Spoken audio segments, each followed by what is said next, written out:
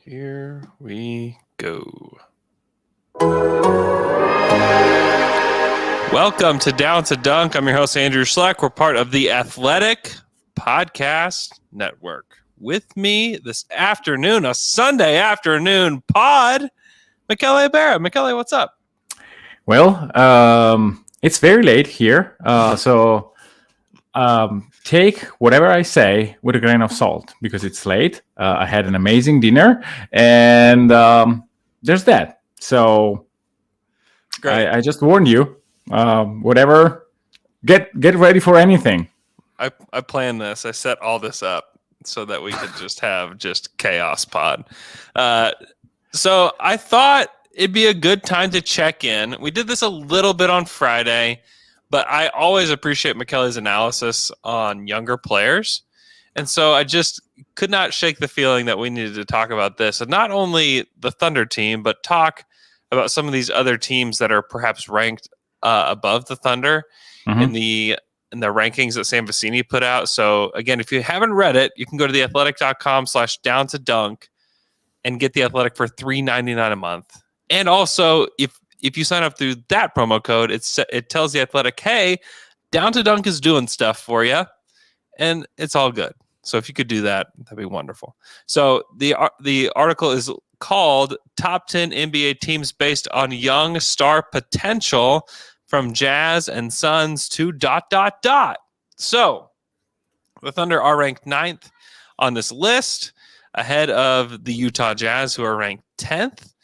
And I thought this might give way to talk a little bit about Poku. Did you see any of his game from today?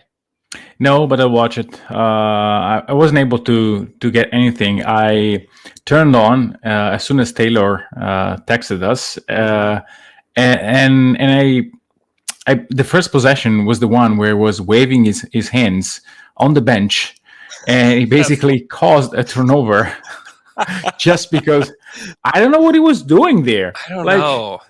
Was he excited for his teammates? Well, he's waving his arms. I don't know. It looked like he does when he's calling for the ball, right? Yeah. And clearly. He had a mask on because he's on the bench, and you have to wear a mask on the bench. That was really something. It was one of my favorite moments of this tiny G League bubble season. Just an unbelievable moment. But the rest of his game was pretty impressive. He looked the most comfortable I have seen him since probably the preseason. Yeah. And which is good. I think that I hope that he is settling in, especially in the G League in that role, because he had a really nice game. He put up good counting stats for probably the first time in the G League bubbles. 19 points, 10 boards, 4 assists, a steal, and a block. Mm-hmm. Still no free throws. Yeah, which is it's becoming something. It doesn't make me worried about him. Someone asked me if I was worried. I'm not worried. It's just kind of a weird thing. Mm-hmm. This happened with Domas, where he went a ton of games without shooting a free throw. Yeah. It was like 7, 10. Not not all of them. Not 3 months of no free throws. It is wild. It doesn't.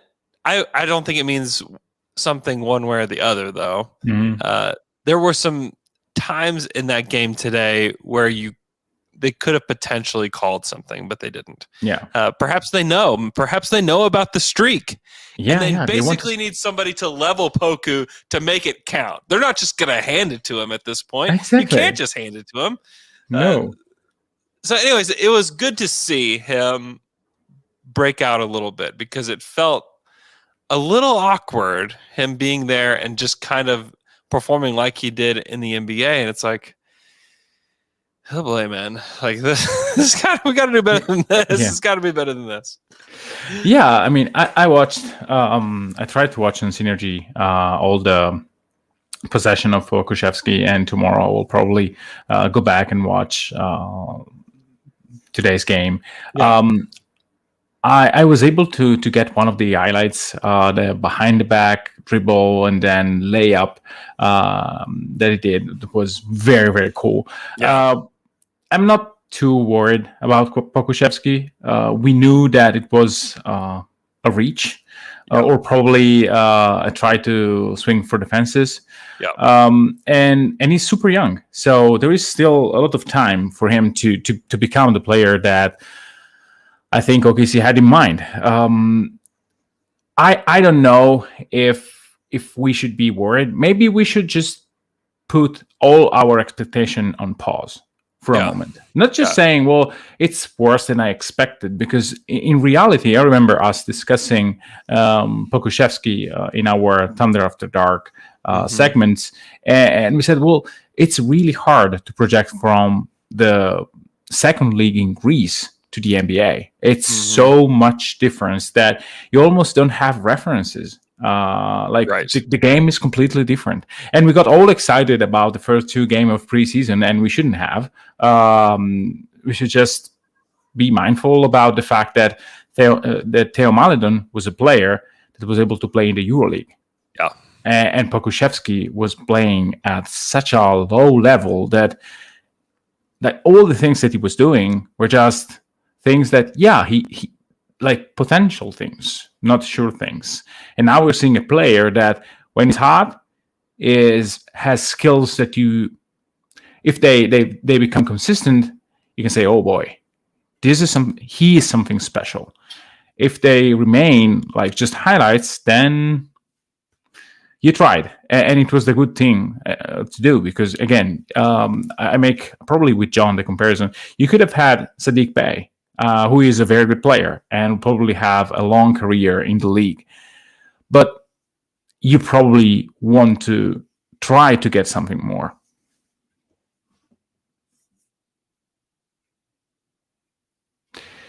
And I don't see Andrew anymore. I'm not sure if it's me or him. So I'll just try to give a shout out on the chat. The Fluky, the first one to tweet pre-stream hype. Well, it will be something, this podcast, clearly. Hi from Greece. I don't know how to pronounce that name. Nick Dwyer from DC. Hoopstock 69. Drunk Mickey. No, I'm not drunk. I'm just so tired. It's 11:30 here, and it's late. So I was the one who cut out, or you? Because I was keep going and saying stuff. I cannot hear you now. It was me. So I don't know. Oh, it was you. Great. Yeah. I was just saying to Hoopstock 69 that I'm not drunk. It's quite late. and I had a very, very, very long day. Just as I'm not tweeting a lot lately because I am in the midst of relocation, and so I'm having crazy days. I'll be back to normal, and so tonight that not being stunned or drunk. It's tiring. I'm a little bit tired, but anyway, let's go back to prospects and stuff like that, which is more fun than me talking about my dinner. I don't know. I mean, I don't know. I don't know how good you seem. Like your dinner was pretty good. Okay, so let's go to the stream, and then we're gonna go to the article. Hold on, just 1 second. Hold on. I will hold. Back to the stream. Brody Burton, hello from Tulsa. Poku is the GOAT, probably so. Look, Tolshoy from Copenhagen. Wow, it's late for you as well. Jay, checking in, fairly awake. 6 a.m. there. Well, this is my alarm for tomorrow because I need to watch the game. Pedro Menezes from Brazil. Shane Gardner, I think long-time listener from Kiaora. Kiaora is something. No, it's Kiaora is something else. Don't confuse me. It's late. From New Zealand. Ryan Woods from DC. Alex Spears from Portland. Let's see. Let me see other guys here in the chat. Daniel Tomasi from UK. Jesse Smith. Miroslav Juric from Germany. Kevin Chan from San Jose. Sydney Huck from Stuttgart, Germany. And that's about it. Blue Man from Hawaii. Nate from Hawaii. Wow. Hawaii. Yeah. Man, I wish I was in Hawaii right now. That sounds delightful. Thanks for taking that over, Michele. Let's go to Sam Vecini's article at The Athletic. I want to go through these rankings, and let's do our own ranking. It's 12 players, and they're all 25 or younger. Starts with, the easiest two, and tell me if you question these two, and it's Shai and Dort, 1 and 2. Would you change that?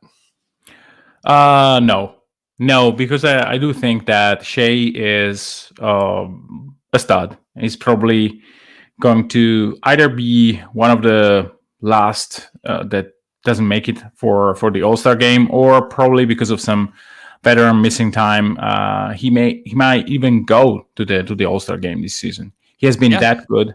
The last two games, the last two games were not great, but he's awesome. And Dort, even if the shooting is not great, again, if at the beginning of the season it said to you that after 20-something games, Dort would have shooting 32%. Very happy with that. Yeah, exactly. That's it. Very, very happy. Yeah, of course, is down from 40-something%, but that wasn't real. Yeah, at the time it was just like, do I know anything about anything? When he's shooting 42%, it was great. Like, don't get me wrong, it was wonderful. Yeah. But it gives me this. What he's done so far gives me more hope of him being like a 36 to 38% 3-point shooter. So it's I agree with that. And sometimes he tries to do something more. Like, he had an off the dribble jumper, like completely unnecessary, but he did that. So he's really trying to leverage shooting, and he knows that he can attack. Now, also on that end, he's improving. He's causing a lot of turnovers, but I think he's trying to do stuff, and it's okay. This is the year to try out anything you have in the bag. Yeah, no doubt. Am I freezing for you still? Not a lot. Yeah, not a lot. I'm going to relocate. My family went outside, which was my main concern. I'm going to relocate. We can just do it live on the pod. I'm furious right now at how this is going. Don't worry. I don't know what's going on. You guys just join us on this little relocation. Okay, and while Andrew is relocating, I will take over and just say something about Shai that I think is relevant. Now Andrew is completely gone, but I think this is really, really interesting. Last week I prepared a few stats, but I wasn't able to get to those because we had a lot of stuff to talk about. But I think it's really interesting because at some moment, we discussed the fact that Shai's numbers are not great on defense, and I tried to understand why. And what I understood is when Shai is in the court, opponents are shooting 33 and change % from three, which doesn't sound great, and it's not. They are shooting very well from the mid-range and very well from the rim. 61% from the rim. At the rim, 43% on mid-range and 33.2% on three-pointers. The volume of the three-pointers is the same whether he's on or off. But when he's off the court, somehow the efficiency drops in terms of percentage. Like, opponents are shooting 30% when he's off the court. Now, this got me thinking because I said, well, is he him? Like, can a player deflate or inflate the percentage of the opponent's 3-point shooting? I don't think that this is completely a fluke in the sense that having a first line of defense a little bit worse and the ability of close out hard a little bit worse clearly can impact the 3-point shooting percentage, but not to this degree, I think. So, yeah, in some sense, Shai's defense doesn't help a lot, but also OKC has been very lucky when he's off the court. And also, when he's off the court, it means that the best player on the opponent team are off as well. And so you can explain a little bit of that by just saying, well, he's off. The other team is having like probably worst player on, and this is how you get to that number. A few things on Dort. Hey, new room. Okay. I just digressed a bit on the fact that Shai Gilgeous-Alexander, when he's off the court, the opponent teams is shooting 30% from three, whereas when he's on the court, the percentage goes up to 33.2%. This is from Clean the Glass a few days ago. I think that, again, to summarize what I said, he might be a little bit responsible in terms of closeouts and stuff like that, but I think there is also some randomness and the fact that starters are out, and so the opponent are shooting a little bit worse. I don't hear you. How about now? Now I can hear you. There's something to also the way that teams just play better when Shai is out there. I think we've seen that in the last few games. And it's something that I'll continue to monitor. I mean, they play the Cavs tonight, which will be really interesting test of that theory. Because it feels like, I would honestly, if Shai wasn't playing tonight, I'd completely bet on the Thunder to win. With him in the lineup, I just think that things are different. I think that teams approach this Thunder team differently. And I think I think especially young guards like to go at Shai. I think we saw it with Ja Morant the other night. Ja didn't have a great night, but Ja wanted to go at Shai. I think, and Shai, vice versa. Like Shai wants to go at them too. I think that it makes things more exciting. And Cleveland's got a couple of young guards that I think would feel that way. So I'm interested to see. But all that to say, Shai and Dort, number 1 and number 2. And I think that really it's tier 1 Shai, tier 2 Lou Dort, and then there's whatever tier 3 is. Who's your What's tier 2 for you? Like high level starter, like mid level to high level starter. Okay. So you think that is likely that Dort will be a good starter on winning teams? I do. Okay. Yeah. I think he impacts winning at a high level. Actually, I think if he was on the Lakers or the Nets or the Heat or any team, and the Heat aren't good, obviously, but I'm just teams that are good. I think he's either starts or he's playing significant minutes for them. Do you think he plays over Kentavious Caldwell-Pope for the Lakers? I don't know. There's just so many layers to that one.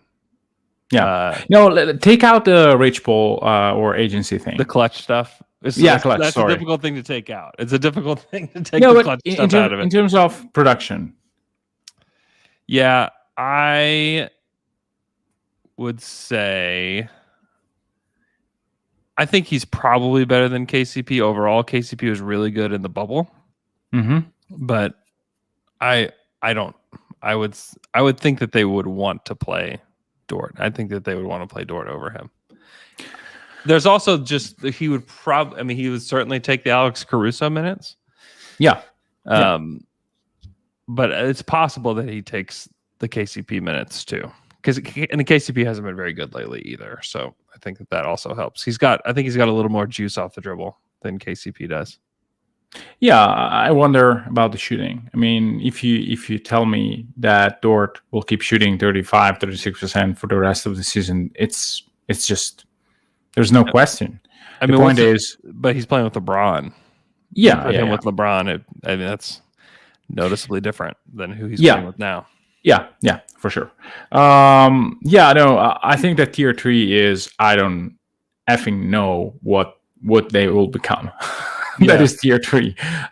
Maybe there is a player that we can discuss earlier. That is Theo Maledon, that I don't know where to put, but I kind of know where he lands in terms of projection, because I think that if everything goes bad, Theo Maledon is a player that can play as a bench point guard for basically any team. Yeah, definitely. I kind of was thinking about him and thought, wow, I mean, if they're able to get a team together that's good in the next 4-ish years and he's still here, he's just a dude coming off the bench that's going to soak up minutes, play good ball. I mean, he's like if the Thunder got like a good version of Derek Fisher back in the day, where you just slide him in and he's just going to make good decisions. He's going to play decent defense and he's going to shoot threes. He's going to make them. I believe he's going to be a good 3-point shooter in his career. I know he hasn't been wonderful this year, but I think he's going to be a really good catch and shoot 3-point shooter as his career goes on. And the shooting looks very good. And I think that maybe the best comp for him, and probably we already said that, it's George Hill. He can have a George Hill type career. I wouldn't be too surprised about that. That would be amazing. George Hill's super good. He was a starter on that Pacers team that was very good. And had they not run into the Heat, they probably go to the finals. I mean, they were that high level of a team. So yeah, I mean, that's great. And I think you look at that with Theo and say he might be too low on Sam's list. He's number 6 on Sam's list, because I would say that Sam is leaning more, and he said this, he's leaning more star potential than he is potential overall of like longevity in the league. Like if this list were, give me the list of the guys that are going to play 12 years in the NBA, I might put him 3 on this list. Yeah. Because I have more, and Hami's been great, but I have more hope in Theo playing 12 years than I do, because Hami, once Hami's athleticism goes, it's over. Yeah. You know, and you don't know when that's going to go. Bazley is still hot and cold. Pokuševski had a great game today. He's got a long, long way to go to even last the 4 years that he's guaranteed. But with Theo, you look at him and you're like, oh, okay, he belongs. You just watch him on the court and think, okay, yeah, he's an NBA player. Done. Like, stamp it. He's there. Now, I think Poku has a super high ceiling, obviously. I think Bazley has a super high ceiling. Will they hit it? Unlikely that they hit it. Could they hit it? Sure. So I get putting them above Theo in that regard, but if it's just about longevity, I put him toward the top of the list. Can you guess from the top of your head what's the percentage of Theo Maledon, the volume and percentage for Theo over the last 20 games?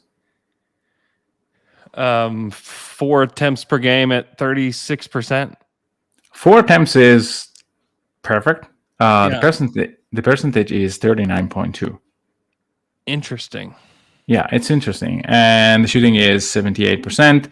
I think over the last 10 games, it's like 43% and 90 stuff from 90 and change from the line. From the chat, Jay says, maybe Theo is a Tomas Satoransky type. Yes, in a sense, but I see him having way more juice than Tomas Satoransky at the rim.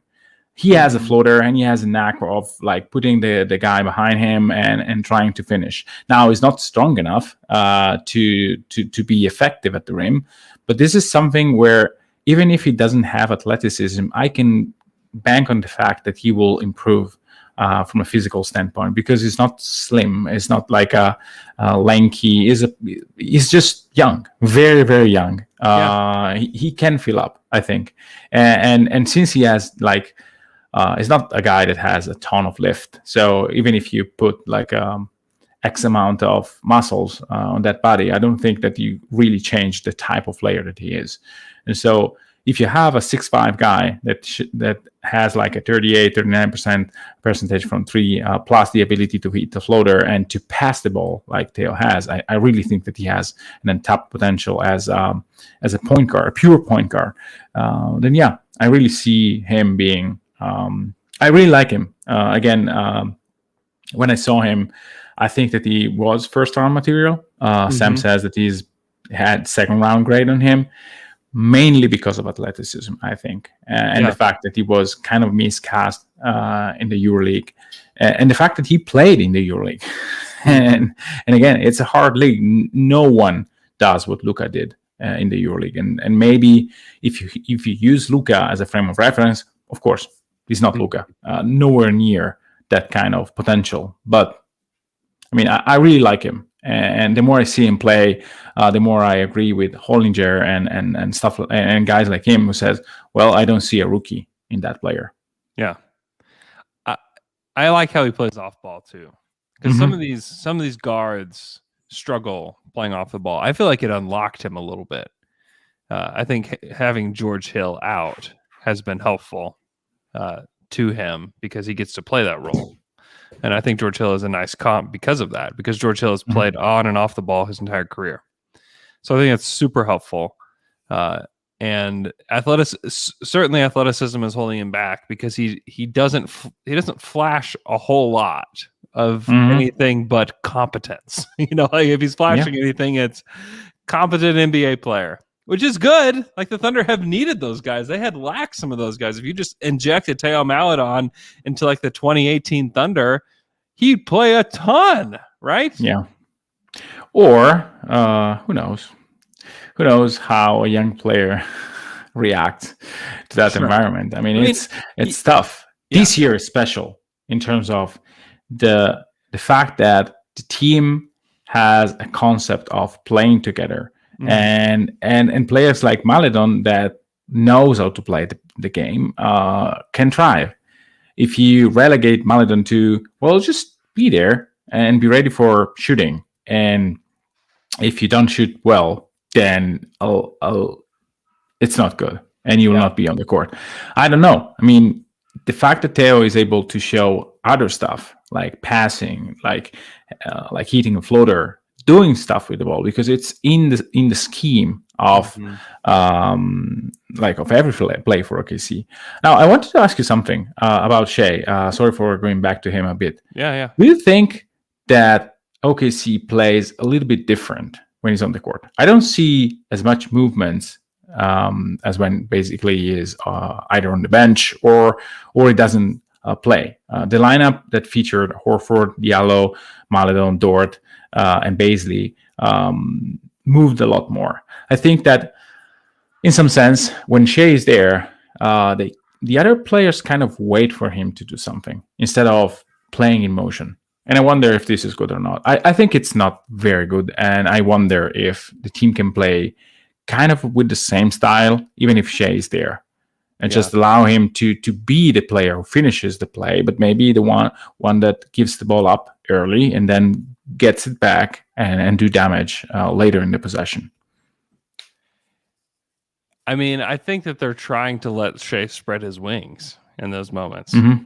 And I like that because I want to see what he can do. I want to see what he's capable of. Because if he is going to be a number 1 or number 2 scorer on a team, you have to give him the chances to do that and to grow. I mean, you can't be like, hey, Shai, you see what Kenrich is doing? I need you to do that. Like it's...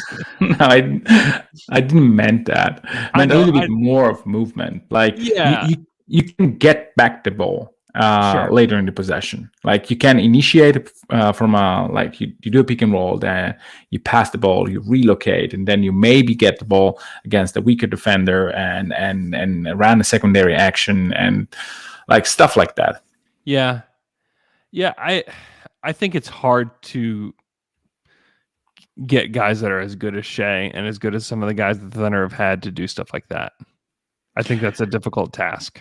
Yeah, but like the best play that the Warriors run since I think 2015 is an initial screen and roll from the top of the key.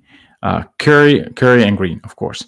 And basically Curry sprints to the corner, make a screen on the way just to free up someone who is a decoy for him. Then he runs to the corner and boom, he's wide open. Yeah. This is Curry making the entire play, even if he doesn't have the ball in his hands. Yeah. This is why I think that making plays, even if you don't have the ball in your hand, is something that I really want Shai to do. Because the 3-point shooting, which is something that we need to discuss for Shai, is improving a ton. He's shooting very well from 3. And so if he's able to be better off the ball, I think he has a complete package because he knows how to do basically everything. Yeah. I want him to move. I don't disagree. Steph Curry is the Tim Duncan of our era, though. Like Maybe. that's what he is.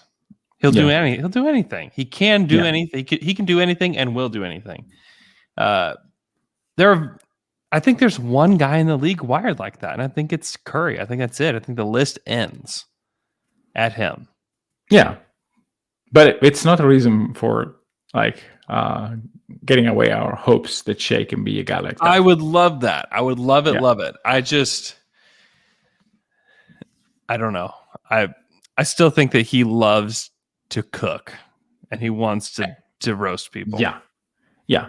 And I don't want to take him to take anything away from that. Like it's good that he can cook and can take guys off the dribble. I just want him to do.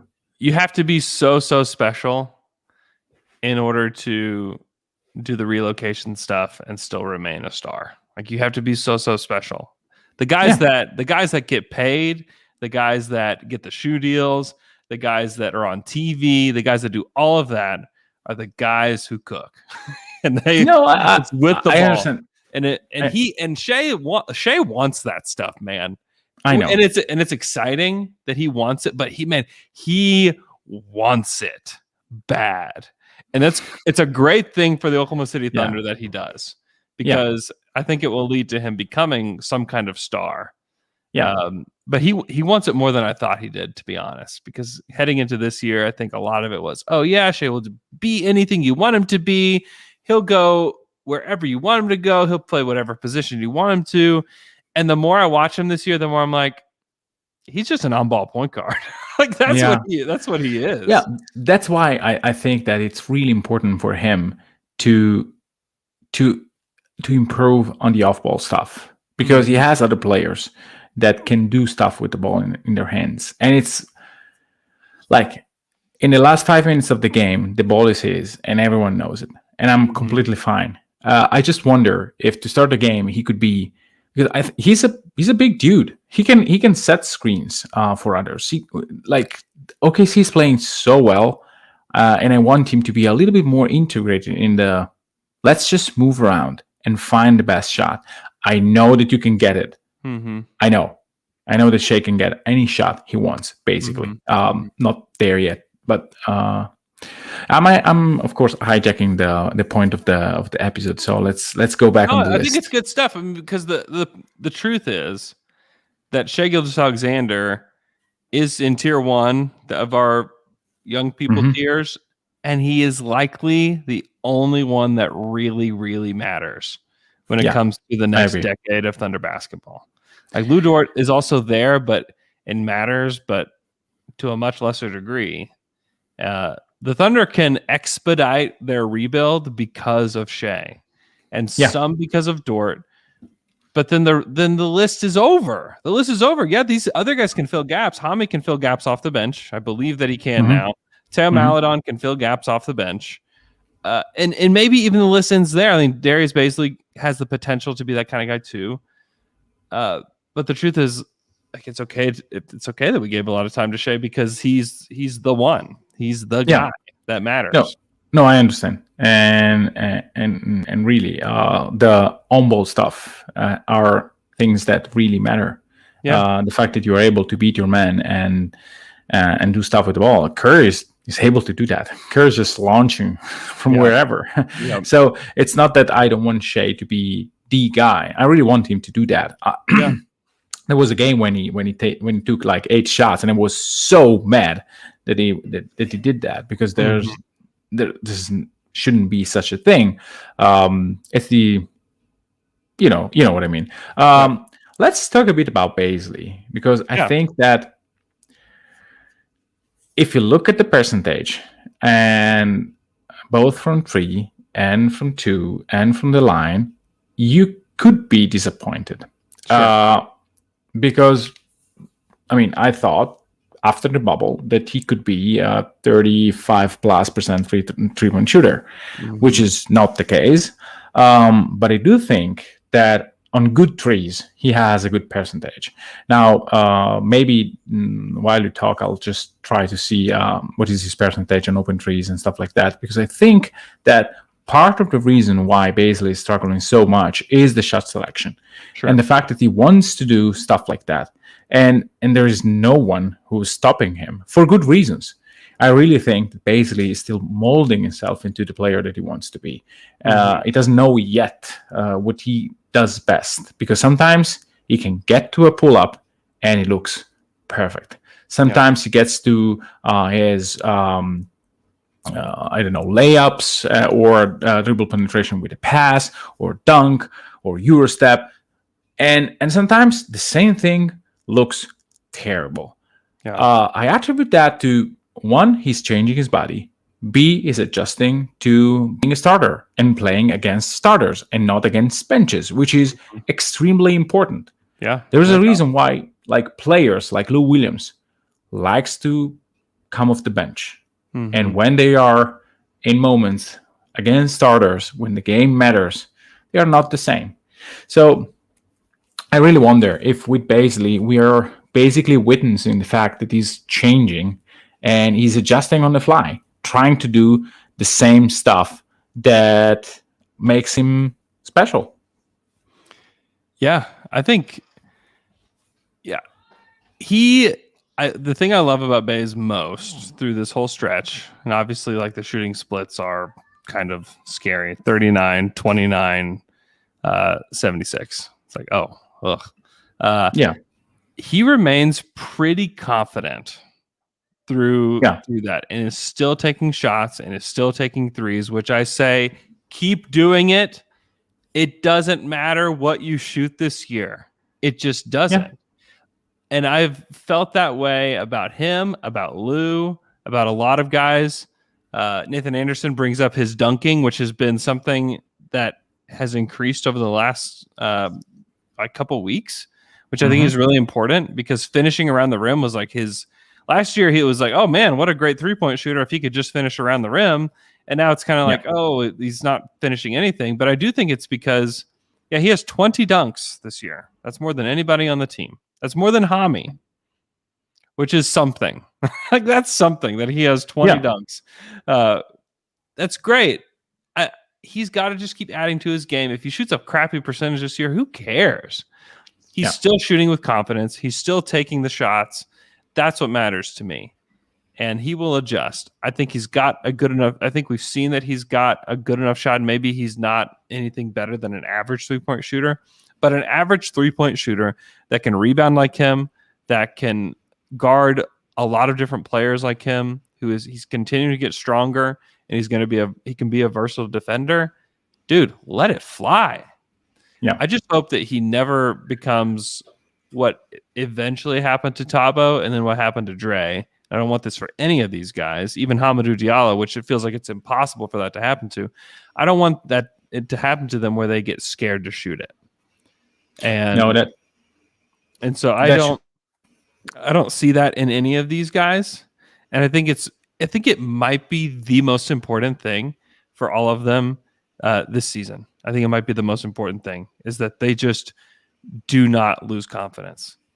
And while you were talking, I just checked the percentage on wide open trees compared to all the other trees, and he is almost 34% when he's wide open, but he shots a good amount when he's not open, and I think that it will come with time.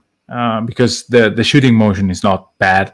It's funky, yes. It's kind of low, but you can improve it, especially when you have touch. And I think that Bazley has touch. So I don't know where to rank Bazley. I still put him maybe in the same tier or close to Dort. I'm not ready to say that he is in a different tier. Maybe a little bit below, just because Lou's production and Hami's production are way better. So maybe he and Hami are in a tier of their own, with Theo Maledon like close, but not in the same tier, just because one way or another, athleticism is so important. And unless you are Tony Parker or guys like that, athleticism is still very, very important. Yeah. And I think putting him and Hami in the same tier makes a ton of sense. I think the way that Hamidou Diallo, and we've talked a lot about this over the last few weeks because he's been great. He's really played well, and even in moments where he hasn't shot the ball well, he's continuing to contribute in other ways, which I think matters greatly. So I've been impressed with him. I've been impressed with his decision-making, his passing, his ability to rebound and push, and he just puts pressure on the defense with athleticism, which I think matters. And Hami, and the reason here's what it is that Darius Bazley was clearly in a higher tier than Hami last year. And Hami just got better. That's what happened here. I mean, I don't think there's any denying that. And Baze has taken a step back, and the Thunder have said this many, many times. Coach Degnall has said this. Other people within the Thunder have said this, that he's taken a step back to learn a lot more. Because if they just said, hey, Baze, you were going to be what you were last year, just a little bit more, then I think that there's a chance that we could say, oh yeah, Bazley's way, way better. But they want to give him more responsibility. They want him to grow into a much better player, and they want him to reach his potential and give him a chance to reach his potential. And that's why he's taking a step back. And I think that the Hami and Bazley tier being in the same tier today could look stupid next year, because Bazley could take a leap that Hami can't. I think that he has the shooting tier that Hami can't get to. I think that he has that ability to be there. Hami, I don't think will get there. Maybe Hami gets a reliable corner three at some point, but I don't think it goes beyond that. I'd be surprised if it went beyond that, I'll say. And the reason, there's a couple of questions in the chat, which is very good. I mean, I really think that explaining why Hami and Baze today may be in the same tier. Now, I have basically a little bit higher, but I'm fine putting them in the same kind of level, because you need to take into account ceiling, yes, but you also need to take into account real production. And Hami has been productive, and you need to take that into account. It would be wrong not to take that into account. Yeah. And to just say, well, Bazley has, I know that a guy like Baze has the potential to be way better than Hami. If Bazley realizes his full potential, then it's totally in a different tier. He may be an all-star if Bazley reaches his full potential. Hami, I don't see that. Hami's close to reaching his full potential now, honestly. Exactly. He's a second-round pick. He's a guy that, when he came out of Kentucky, it was like, wow, cool athlete, was like the thought, Yeah. What can he be? No, and he was a 5-star recruiter because of his like crazy athleticism. But the point is, you need to take into account the fact that Hami is productive and he's shooting well. Now, maybe over the last 5 games, he's not all that great in terms of percentage, but still, he's able to create, to be an okay defender. He has been way better on defense, and we need not to take that as a guarantee. Yeah, he's athletic, then he should be a good defender. No, he's making good decision, and this needs to be part of our analysis. Otherwise, we just are like just watching the stars and say, well, those are high. Yes, but you really need to have also something in your hands. And basically, up to now, has been extremely inconsistent, and his percentage are just super shaky. Yeah. Alexei Pokuševsky is number 5 on his list. I would put Theo above him, just because Theo is more of a sure thing, and Poku has a ways to go. And it doesn't mean that he'll always be there. I mean, Poku could easily be number 2 on this list in 4 years if these were the only players that are on it. I expect there to be other players that are on this, and him to, and like Shai to not be number 1 moving forward. That's my expectation. But for now, I would say like Poku has the ceiling of the number 2 guy on this list, and he has the floor of the number 10 guy on this list. Yeah, and the fact that in 4 years he will be in this list because he will be 25 and younger. Yeah. Whereas and Bazley will be here as well. He'll be here. Yep. That is crazy. The fact that Baze is 21. It will be 21 this year. Yeah, he'll be 21 this year. Yeah, Maledon is probably the same age as Pokuševsky, a couple of months younger, if I'm not mistaken. So they have 5 full years on this ranking. Like a player in 5 years changes dramatically. So like it's but back to Poku a bit. He can be in a tier on his own where he just does stuff. He can do stuff that very few 7-footers can do. But he's also extremely wild. And I think that next summer, if I have to bet, I think he will meet a trainer that will say to him, this, no. This, yes. That, no. Absolutely not. And then whenever you do A, B, C, and D in a proper way, we look for E, and then F, and then all the things that you like to do. Because I think that it needs to be step by step with him. Yeah, it's like Dort. Now he's hitting catch and shoot threes. Once in 1 or 2 game, he tries to take a pull up. This is a good way. You know that you need to drive. You know that you need to shoot catch and shoot threes. That is the goal. Try to mix and match a little bit. Yeah. And this is what Pokuševsky needs to do. Yeah. Try the simple pass. Try the catch and shoot three. Maybe you can put the ball on the floor and take a pull up. Period. These are the things that you need to do. The rest, let's save it for later. Yeah.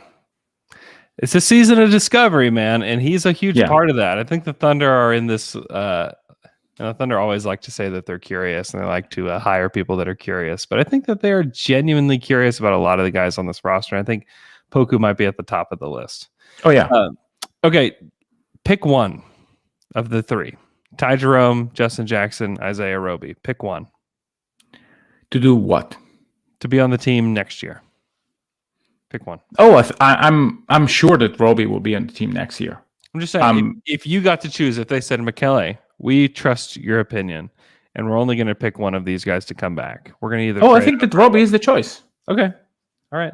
I really think that there is a stratosphere where Roby becomes a player that plays an hybrid role alongside either Bazley or Pokuševsky, whenever he's able to understand offense a little bit better. And it sounds disrespectful to say that, but it's just, I just want to stress the fact that playing in the NBA is extremely hard, and you need to be very, very, very good in order to play in a motion system like the one that OKC is trying to implement. You need to have a super high IQ, and most of all, you need to be able to. You need to have the reps, and Roby is getting better at that. I think that with that touch and with the ability to be a pick-and-roll diver, I think he has a shot to be a player. Now, I said it on After Dark, I think. If he doesn't want to play in the NBA and wants to go to Europe, he can make money, like real money. Yeah. Because at 6'8", you play the center, you do pick and roll, pick and pop, and every team in the EuroLeague will likely have a guy like that as their starting center. But in the league, I think that with the proper mate in terms of front court, he can do he can do stuff. And I know that Justin Jackson had a few good games. I don't know about Ty Jerome. The injury history scares me. So if I have to choose, I think that Robbie deserves another year, and he clearly improved, and he clearly cares, and he seems a good guy. And so why not keeping this vibe? Yeah, I don't disagree. I think Ty Jerome and Isaiah Roby will be on the team next year. By the way, they both have guaranteed deals unless they're traded, unless somehow the money, the small amount of money that either one of them makes would help them with the deal. Ty Jerome more significant. Okay, pick one for. The Thunder should put a ton of development into one of these guys: Josh Hall, Vit Krejci, Moses Brown. This is tough because I don't have an educated guess on any of these guys. Mm-hmm. It's almost like what type of player do you like?